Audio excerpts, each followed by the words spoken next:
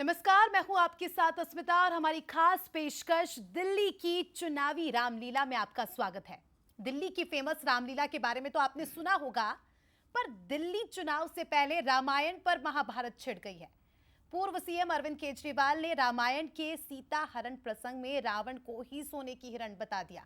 बस फिर क्या था, वार पलटवार का सिलसिला शुरू हो गया। और ये सियासत कहां है, कहां से पूरी ये सियासत शुरू हुई है, ये भी आपको बताएंगे इस रिपोर्ट में। लक्ष्मण, आर्या!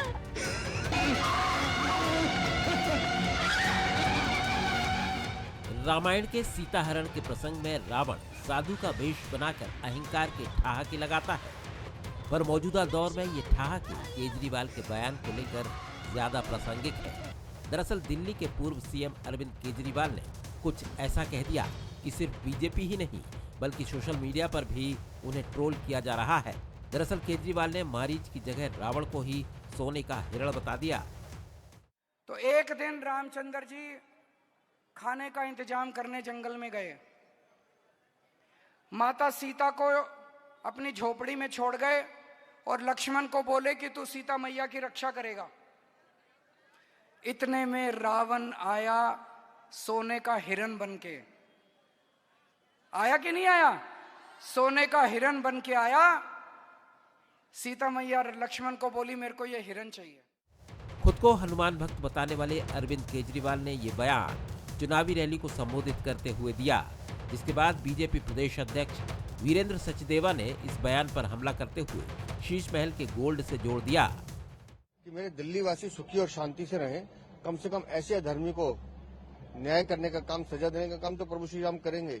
लेकिन मुझे हैरानी इस बात की है कि बातचीत में भी जिस तरह से झूठ बोलते हैं, कल भी उनको ये दिखा कि सोने का हिरण, और वो भी रावण, मतलब वो सोने के आडंबर से बाहर नहीं आ रहे हैं। शीश महल में भी उनको सोना इकट्ठा करना है, सोने के कमोड और सोने के वॉश मशीन लगवाने हैं, और यहाँ भी उनको सोना ही चाहिए।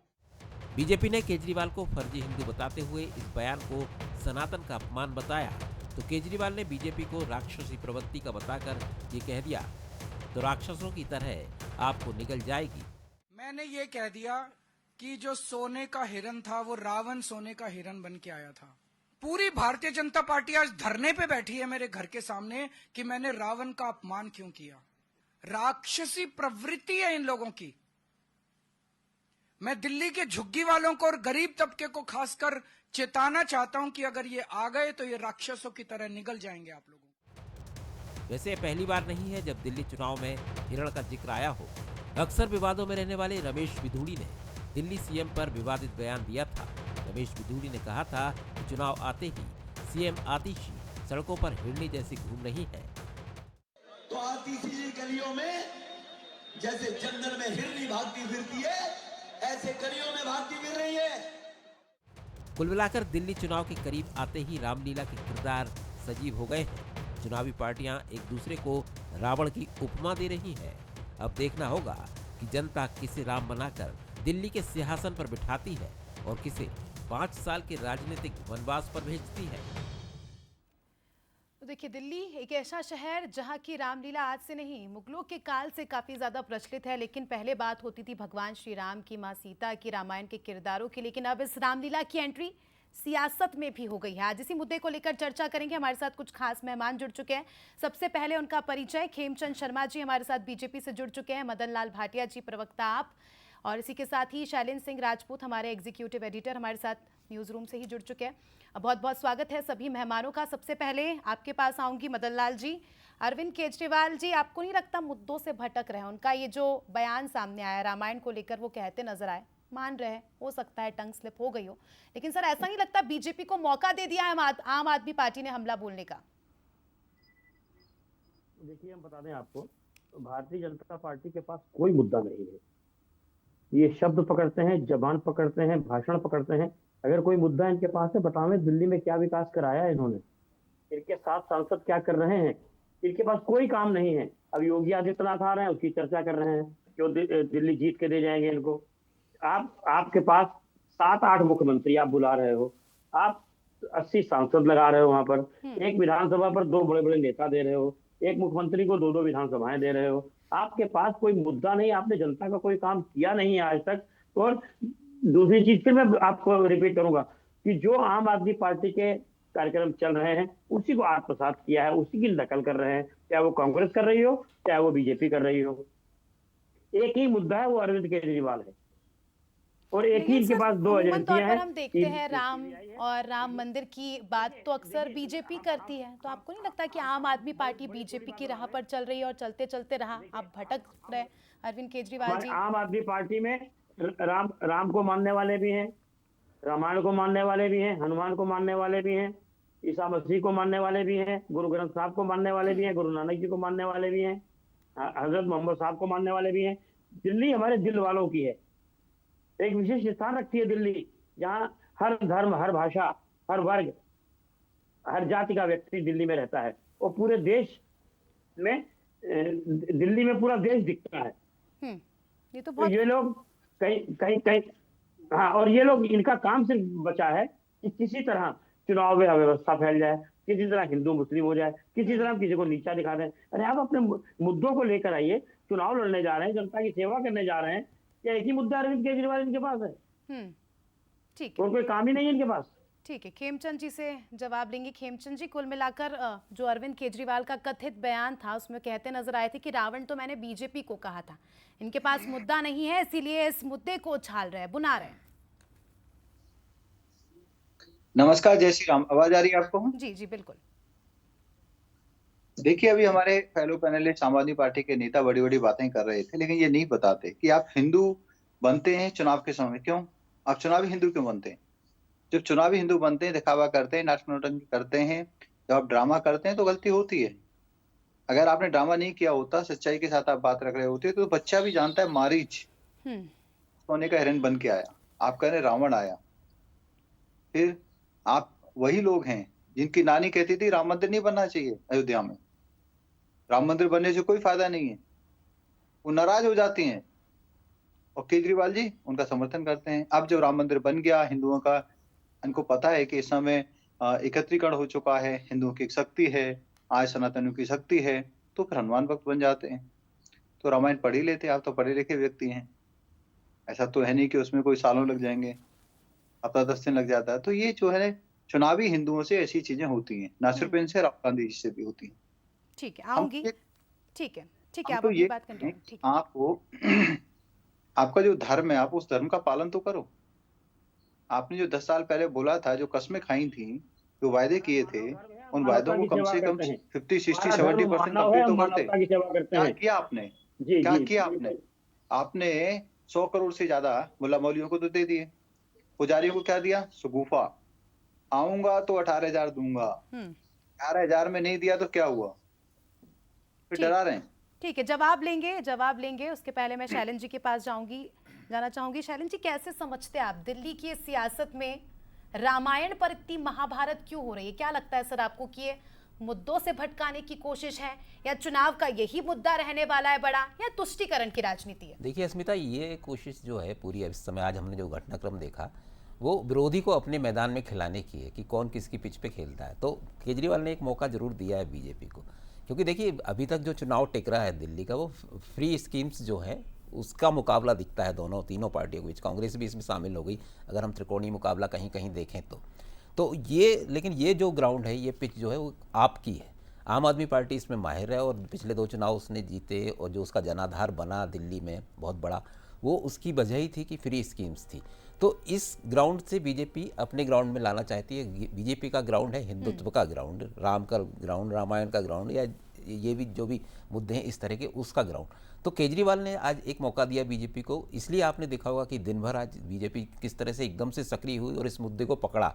कोई आमरण अनशन पे बैठ रहा है, कहीं प्रदर्शन हो रहे हैं, बड़े बड़े नेता इसमें आकर बयान दे रहे हैं। तो कहीं ना कहीं चुनाव को इस तरफ लाने की कोशिश है, क्योंकि अगर ये हिंदुत्व पे टिका तो कहीं ना कहीं फिर ध्रुवीकरण होगा तो बीजेपी को फायदा मिलेगा। तो बीजेपी की हमेशा की एक कोशिश रही है, और केजरीवाल ने ये मौका दिया था। और केजरीवाल ये बहुत अच्छे से जानते थे शुरू से इस चुनाव में कि अगर इस मुद्दे से बचना है, तो इसलिए उन्होंने सॉफ्ट हिंदुत्व का एक स्टैंड शुरू से ही लिया। जिस तरह से 18,000 रुपये प्रति महीने पुजारी सम्मान योजना और ग्रंथी सम्मान योजना की उन्होंने घोषणा की, वो अयोध्या भी गए और बाकी आप पार्टी के नेताओं ने भी मंदिर मंदिर जाकर एक तरह से दिखाने की कोशिश की वो उसकी सॉफ्ट हिंदुत्व पर है। तो ये इस पूरे इंसिडेंट को हम देखते हैं कि अपने ग्राउंड पे खींचने की बात है पूरे चुनाव को। जी बिल्कुल बिल्कुल। मदन लाल भाटिया जी, यहाँ पे एक टर्म बार बार इस्तेमाल हो रहा है, चुनावी हिंदू। अरविंद केजरीवाल को लेकर विपक्ष के नेता लगातार हमलावर है। कांग्रेस के नेताओं का भी ये कहना है कि ये तो चुनावी हिंदू है, चुनाव आ गए हैं तो इस तरह की बातें कर रहे हैं, हिंदुत्व की बातें कर रहे हैं। और जो बयान जिसमें वो उन्होंने कहानी भी ठीक से नहीं सुनाई, जो कहानी हम बचपन से सुनते आ रहे हैं उससे वो किसी और ही दिशा में भटक गए। मैं चाहूंगी आप इस चुनावी हिंदू पर कॉमेंट करें, अपनी प्रतिक्रिया दें। नहीं, हम चुनावी हिंदू नहीं है, हमारी पार्टी चुनावी हिंदू नहीं है। अरविंद केजरीवाल जी पहले से ही हनुमान जी के भक्त रहे हैं। ये पहले चुनाव में भी चुनाव शुरुआत ही वो कनॉट प्लेस के हनुमान मंदिर से जाके करते रहे हैं। हम राम और काम दोनों पर विश्वास करते हैं। हमने अविश्वास नहीं व्यक्त किया कभी राम पर। इनकी एक आदत है, ये राक्षसी प्रवृत्ति के लोग हैं, ये हमेशा असुरी बातें करेंगे, ये कोशिश करेंगे कि अध्यात्म के नाम पर लड़ाई हो जाए, धर्म के नाम पर लड़ाई हो जाए, धर्म के नाम पर कोई ऐसी अव्यवस्था फैल जाए। इनके पास कोई अपना मुद्दा हो बताएंगे, ये कभी राम के नाम पर, कभी रावण के नाम पर, कभी गाय के नाम पर, कभी मॉब लिंचिंग के नाम पर, कभी हिंदू के नाम पर, कभी मुस्लिम के नाम पर। ये अभी इनके प्रवक्ता ने चीज कही कि हम कितने 100 करोड़ रुपए इमामों को देते हैं। इनको ये जानकारी होनी चाहिए कि केंद्र सरकार का अंशदान उसमें शामिल है इमामों के लिए, खाली दिल्ली में ही नहीं, पूरे देश में। सब इनको जानकारी होते हुए भी, और इनका काम सिर्फ यही है कि किसी तरह अव्यवस्था फैल जाए। दिल्ली का चुनाव हिंदू मुस्लिम नहीं होने जा रहा, दिल्ली का चुनाव काम पर होगा, दिल्ली का चुनाव मुद्दों पर होगा, दिल्ली का चुनाव जनता की समस्याओं पर होगा, दिल्ली का चुनाव जनता को मिल रही सहूलियतों पर होगा। अगर हमारी सहूलियतों न होती तो ये न कहते कि हम जन कल्याणकारी योजनाओं को लागू रखेंगे। बहुत अच्छी बात है सर, हम भी यही चाहते हैं कि इन्हीं मुद्दों पर दिल्ली का चुनाव हो। खेमचंद जी, जवाब चाहूंगी। जिस हिसाब से मदन लाल भाटिया जी कह रहे हैं कि बीजेपी वाले चाहते हैं कि इस तरह से हिंदू मुस्लिम हो, तो क्या ये दिल्ली का चुनाव भाजपा यही चाहती है कि हिंदुओं पर बेच हो कि कौन असली हिंदू है, कौन बड़ा हिंदू है, कौन सबसे ज्यादा आस्था रखने वाला हिंदू है? देखिए, हमने कोई केजरीवाल को लिखे स्क्रिप्ट दी थी क्या कि आप इस तरीके की बातें करें? खुद से उलझुल बातें कर रहे हैं। हार का डर है, फ्रस्ट्रेशन है, इसलिए नई नई बातें कर रहे हैं, इसलिए नए नए सगुफे फेंक रहे हैं, इसलिए भगवान राम और भगवान हनुमान जी की शरण में जा रहे हैं और दिखाने की कोशिश कर रहे हैं कि भाई मैं पक्का हिंदू हूं, मेरे पे डाउट मत करो। अपीजमेंट की तहत 11 साल काम किया वो ठीक है, लेकिन अब मेरे पे डाउट मत करो, अब मेरे से आप कुछ मत बोलो। लेकिन असली और नकली में पता चल जाता है। जो असली होता है वो दिल से बोलता है, दिल से बोलता है वो गलत नहीं बोलता। जो नकली होता है और नौटंकी करता है, नौटंकी करता है तो कहीं ना कहीं कभी ना कभी बाहर आ जाता है। अभी आप मदन लाल जी बहुत ही सीनियर हैं, लेकिन क्या कह रहे हैं? हम आसुरी प्रवृत्ति के लोग हैं, हम आसुरी प्रवृत्ति के लोग हैं, सब करते हैं, जैसे होते हैं मेट्रो ट्रेन का उद्घाटन करते हैं, सब करते समझते हैं। हैं। नौटंकी और नाटकबाज कौन है देश में, सारी दुनिया जानती है। लेकिन आसुरी सारी दुनिया प्रवृत्ति के जानती है। लोगों के साथ रह के उनको जो जनरल लोग हैं, जो अच्छे लोग हैं, वो भी उनको आसुरी प्रवृत्ति के लगने लगे। ये प्रभाव होता है आसुरी शक्तियों का। अब मैं ये नहीं बताना चाहता कि वो आसुरी शक्ति इनके आसपास कौन है। ये अच्छे व्यक्ति हैं, मैं इनको पर्सनली भी जानता हूँ, लेकिन जहां जैसा एनवायरनमेंट है वैसा इम्पैक्ट आ जाता है। तो इस समय केजरीवाल जी हार रहे हैं, अपनी सीट हार रहे हैं, बुरी तरीके से हार रहे हैं। पूरी दिल्ली में उनका सफाया हो रहा है क्योंकि वो एक्सपोज हो चुके हैं। उनका जो भ्रष्टाचारी चेहरा है लोग उनके सामने आ चुका है। जो मुखौटा लगा के घूमते थे कि भाई नहीं कि मैं तो ईमानदार हूँ, वो हट गया। हमारा तो मुद्दा है ना, विकास का मुद्दा है। हमारा तो मुद्दा है दिल्ली को वेस्ट राजधानी बनाना है। हमारा तो मुद्दा है कि हम महिलाओं को एम्पावर करेंगे। हमारा तो मुद्दा है हम बुजुर्गों को एम्पावर करेंगे, बुजुर्गों की सहायता करेंगे, बुजुर्गों की जितनी भी समस्या उनको रिजोल्व करेंगे। हमारा मुद्दा है हम युवाओं को अपलिफ्ट करेंगे। और हमने गरीबों को घर दे के दिखाया और हमने बताया है कि जहाँ पे झुके हुआ मकान, और आज हमारे अध्यक्ष हमारी पार्टी ने एक्सपोज किया है 40,000 ऐसे घर बने हुए हैं कि जो ये गरीबों को दे सकते थे रिपेयर करा के। वो पहले से बने हुए शीला जी के समय में, लेकिन 10.5-11 साल में वो किसी को एलोकेट नहीं किए, वो खंड बन गए। वो 2,500-3 हजार करोड़ का जो ठीक है, तो हम भी यही चाहेंगे कि बीजेपी भी इसी तरह के मुद्दों को उठाए, आप मुद्दों को लेकर जाए, जिससे जनता जब वोट करने जाए तो वो सोचे कि हाँ ये पार्टी ने हमसे वादा किया है, ये मुद्दे उठाए, क्योंकि जनता जब वोट करने जाएगी तो ये नहीं सोचेगी कि अरविंद केजरीवाल ने भगवान राम को लेकर क्या कहा, उस पर बीजेपी ने क्या कहा, कौन राम है कौन रावण है। शैलेन जी, आपसे समझना चाहूंगी, क्योंकि हम दिल्ली की जनता की बात कर रहे हैं, तो क्या लगता है दिल्ली वालों के दिल में इस बार क्या रह सकता है? क्या इस तरह के बयान दिल्ली के वोटर्स को प्रभावित करेंगे? क्या वो उन पर प्रभाव पड़ेगा, असर पड़ेगा? क्या जनता जब वोट डालने जाएगी तो इन तरह के बयानों को अपने जहन में रखेगी? देखिए, अगर हम चुनाव का पूरा सिनारियो देखें तो जैसे दो तरह के वोटर होते हैं। एक तो वो वोटर होता है जो बहुत पहले मन बना लेता है कि मुझे यहाँ वोट डालना है, और दिल्ली में अगर ऐसा वोटर जो है वो निश्चित रूप से जनहितैषी योजनाओं से प्रभावित होगा, चाहे आपकी हो चाहे बीजेपी की अभी घोषणाएं हुई हो उस पर हो। लेकिन एक वोटर जो होता है जो भावुक होता है, और ये फ्लोटिंग वोटर होता है, ये भावनाओं में बह के, और ये बड़ा डिसाइडिंग होता है क्योंकि आखिरी दिन तक तय नहीं करता है कि ये कहाँ वोट डालेगा। तो ये वोट भी बड़ा है दिल्ली में। तो ये इस तरह के जब मुद्दे उठते हैं, भावनात्मक मुद्दे उठते हैं, चाहे हिंदुत्व के हों, चाहे किसी व्यक्ति विशेष पर कोई आरोप प्रत्यारोप हो, तो ये वोटर बड़ा काम करता है। तो बीजेपी की कोशिश यही है कि आपकी भी यही कोशिश होगी कि इससे बचे, और बीजेपी की कोशिश होगी कि इस तरह के मुद्दे उठें तो एक फ्लोटिंग वोटर जो है वो उसकी तरफ आए। तो ये लड़ाई यहाँ पर दिखती है। और देखिए, व्यक्ति मुद्दा फिलहाल बनता दिख नहीं रहा है। जैसे केजरीवाल को मुद्दा बनाने की कोशिश बीजेपी बहुत कर रही, जैसे भ्रष्टाचार के मुद्दे पर उनको घेरने की कोशिश की, चाहे फिर शीश महल की बात हो चाहे भ्रष्टाचार के दूसरे मामले हो। लेकिन ये मुद्दा भी ऐसा पकड़ नहीं रहा अभी, मुझे लगता है कि और केजरीवाल कहीं ना कहीं केंद्र में है, लेकिन बीजेपी उस तरह से आक्रमण अभी भी नहीं कर रही है। अब ये मुद्दा जब उन्होंने बात बोली हिंदुत्व की, तो हिंदुत्व प्लस केजरीवाल का भ्रष्टाचार, इसको मुद्दा बनाने की कोशिश जरूर करेगी। और दूसरा, आप देखिए, इस चुनाव को बीजेपी मोदी वर्सेस केजरीवाल बनाने से भी बच रही है। मोदी को उस तरह से ब्रांड मोदी का इस्तेमाल बीजेपी नहीं कर रही है दिल्ली में जैसे दूसरे चुनावों में करती है। तो बीजेपी को सब पता है कि कहाँ किस लाइन पे जाना है, इसलिए वो ग्राउंड लेवल पर ही जो जनहितैषी योजनाएं ही उसका मुख्य आधार रही है कि आम जनता तक कैसा पहुंचा जाए। और प्रत्याशी चयन में भी ये दिखा कि बीजेपी कोशिश कर रही है कि आम आदमी, क्योंकि पिछले 2 चुनाव का जो उसका सबक है, आम आदमी पार्टी को इतनी बड़ी सफलता कैसे मिली जबकि लोकसभा चुनावों में सारी सीटें बीजेपी जीती और उसके बाद इस चुनाव में आपने मैदान साफ कर दिया। तो बीजेपी ने दोनों चुनावों से सबक लिया है। इसलिए आप देखेंगे बीजेपी बहुत एक तो व्यक्ति को मुद्दा नहीं बना रही है, दूसरा उसकी जो जनहितैषी योजनाएं हैं बीजेपी के पास कहने को है। उसने अपने शासित जो बीजेपी शासित प्रदेश है उसमें बहुत अच्छे से योजनाओं का इम्प्लीमेंटेशन किया है, और उसको आपको इसलिए आक्रमण करने का, बीजेपी आप पर इसलिए आक्रमण भी कर रही है कि योजनाएं तो ये घोषित कर देंगे लेकिन इनका इम्प्लीमेंटेशन कैसे करेंगे। हमारे पास तो रिकॉर्ड है दूसरे प्रदेशों में, चाहे महिला जनहितैषी योजनाएं हों, चाहे बुजुर्गों की हो, चाहे बीमा की योजनाएं हों। तो ये लड़ाई इस तरह से हम देख सकते हैं। ये फ्लोटिंग वोटर बड़ा मायने रखेगा दिल्ली चुनाव में, और बीजेपी की नज़र उसी पर है। और उसके पहले इस तरह के बयान, भाटिया जी, बात हो रही है प्रभु श्री राम की, मर्यादा पुरुषोत्तम राम की। भगवान राम आते रघुकुल से, और रघुकुल के लिए बात कही जाती है कि रघुकुल रीत सदा चली आई, प्राण जाए पर वचन न जाए। ऐसा मैं इसलिए कह रही हूँ क्योंकि विपक्ष का कहना है, क्योंकि कांग्रेस भी अब तो विपक्ष में ही है, विपक्ष के कई लीडर्स का ये कहना है कि आप भगवान श्री राम की बात करते हैं, वो ऐसे कुल से आते हैं जहां प्राण चले जाए लेकिन वचन ना जाए। लेकिन केजरीवाल जी ने जो वादे किए हैं वो वादे ही पूरे नहीं किए, और अब वो आकर रामायण का उदाहरण दे रहे हैं।